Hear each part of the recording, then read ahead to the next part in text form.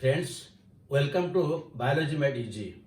We are discussing the reproduction in organisms, where we have discussed that the reproduction may be asexual or sexual. In asexual reproduction, there are different methods, and we have discussed the different methods in the previous videos, where we have discussed how the asexual reproduction takes place in lower plants like algae and fungi. The asexual reproduction also takes place in case of higher plants. But in higher plants, the asexual reproduction is known as vegetative reproduction. So how this vegetative reproduction takes place in different plants, that we'll discuss in this video. The vegetative reproduction in case of plants may be natural or it may be artificial. So what are the different methods of natural? First, let us discuss the natural methods. So in the natural method, the different parts of the plant, it may be root, maybe stem, or maybe leaf, different parts of the plant can take part in asexual reproduction or vegetative reproduction. So let us discuss one by one. So in natural method, the first one we will discuss the roots, how the roots take part in the asexual reproduction. There are some plants, higher plants, where from the roots the reproductive buds come out, and when these reproductive buds are separated, they give rise to new plants. And the common example is Dalbergia. Dalbergia is a sissu plant, Dalbergia. Then there is also another example, that is Albizia. So from the roots of these plants, the reproductive buds come out. But both of these are the tap roots. If we come to the adventitious roots, then the very good example is sweet potato. Sweet potato. So in sweet potato, the adventitious roots, they give rise to buds, and when you will grow it in field, that will give rise to a new plant. So you see, both taproot and adventitious root, they are giving rise to new plants through vegetative means or asexual means. Now come to the second part. The second part is stem. In case of stem, again we will find the stem may be underground or it may be subaerial. So in stem, we will discuss first the underground stems. The underground stems. In underground stems, again we will discuss 4 to 5 different types. So number one is you can take a rhizome, and the common example of a rhizome, they are usually ginger, turmeric, and also these are the 2 common examples which you can remember easily. So in case of this rhizome, what happens?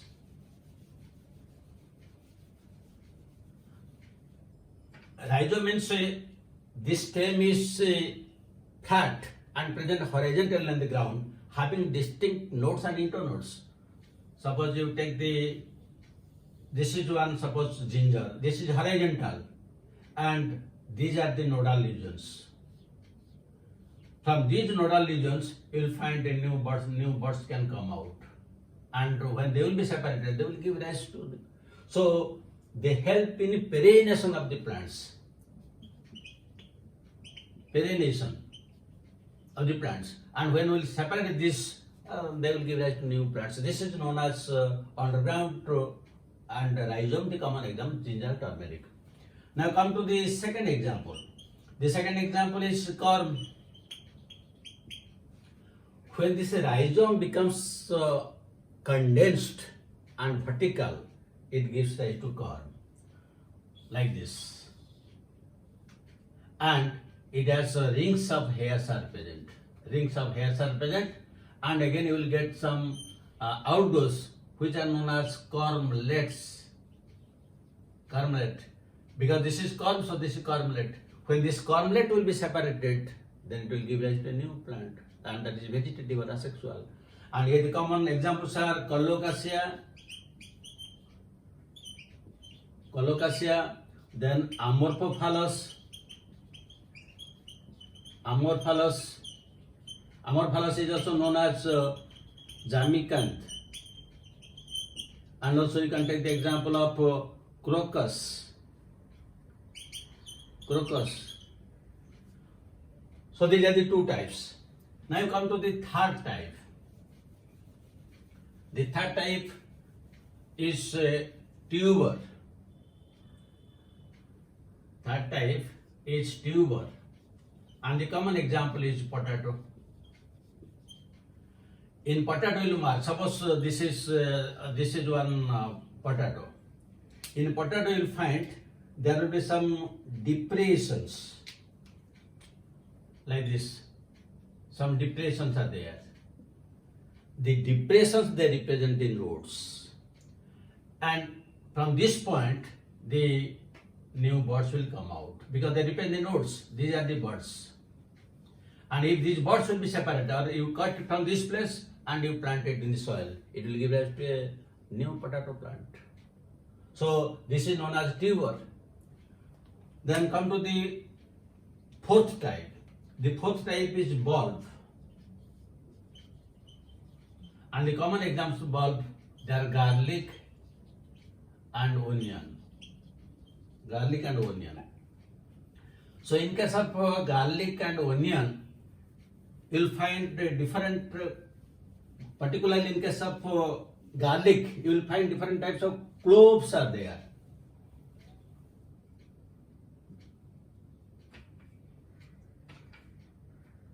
Suppose this is the stem, and this stem, these are the different cloves are present like this.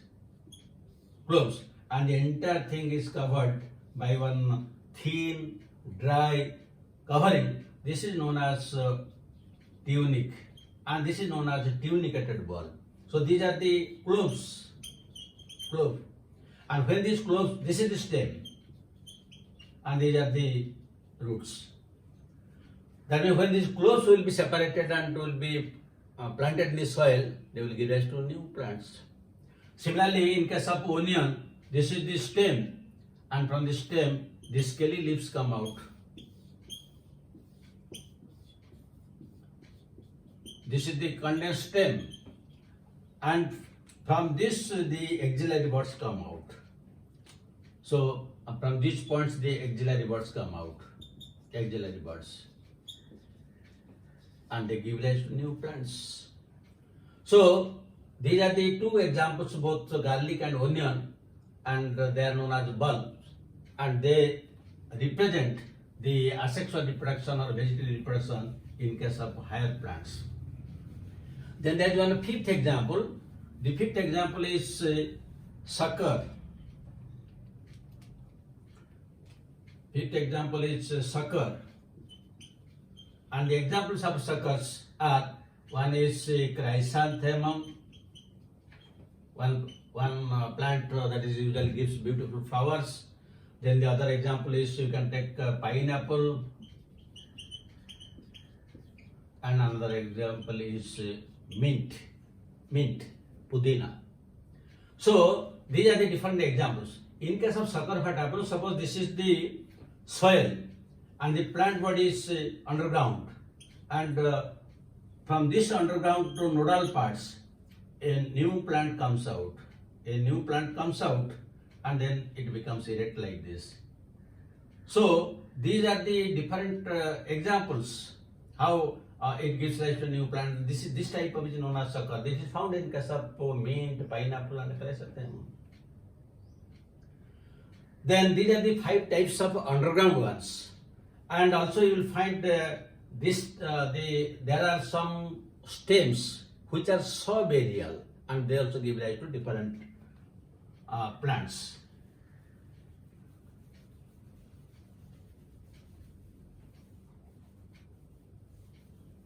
So the next one is subaerial.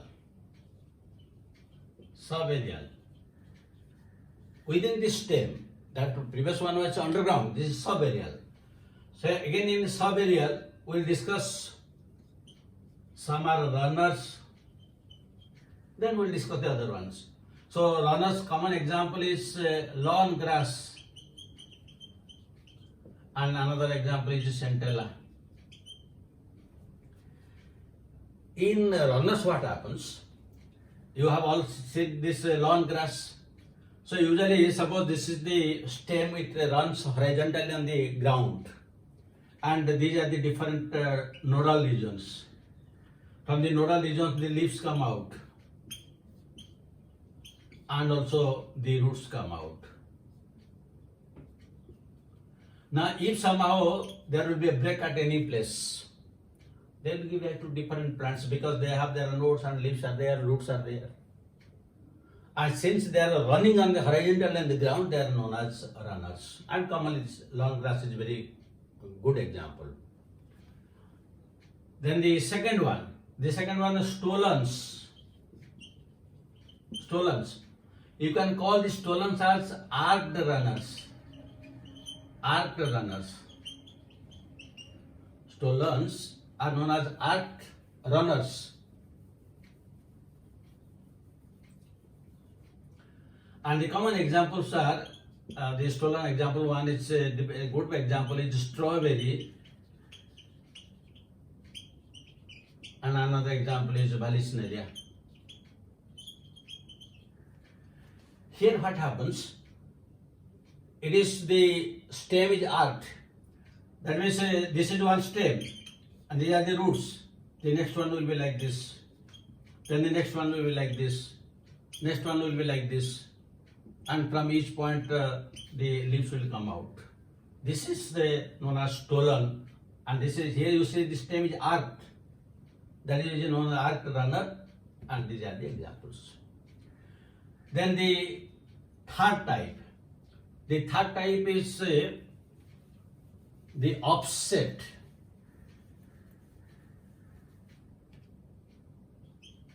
Offset. And the common example is Eichhornia, which is known as water hyacinth. This is the English name, water hyacinth. And another example is you can take